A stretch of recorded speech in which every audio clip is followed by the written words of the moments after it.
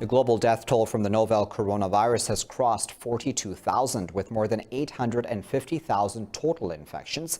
178,000 people, though, have recovered.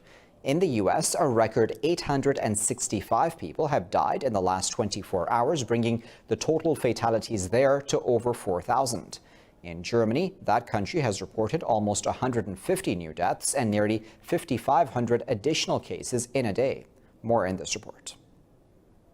The COVID-19 pandemic continues to rip apart global infrastructures and has rendered national governments helpless. Over 42,000 people have died around the globe due to the pandemic, with more than 850,000 total infections. The UN chief has warned the pandemic is the world's worst crisis since World War II, as the number of dead in US is now higher than in China. The White House has projected 100,000 to 240,000 deaths in the U.S. from the pandemic, even if current social distancing guidelines are maintained. U.S. President Donald Trump says over 2 million people could have died if distancing measures were not put in place.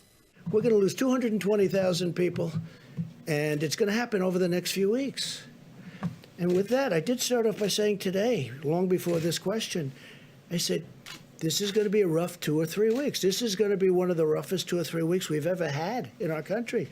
We're going to lose thousands of people. Amid fast-spreading pandemic, countries have scrambled to establish makeshift hospitals and placed national lockdown to contain the spread, while Oman, Slovakia, Republic of Congo recorded their first COVID-19 deaths, while Japan remains on the brink of a state of emergency. Now is a very important time to avoid a rapid increase in infections. We remain on the brink, but we are not at a point to declare an emergency situation. That has not changed.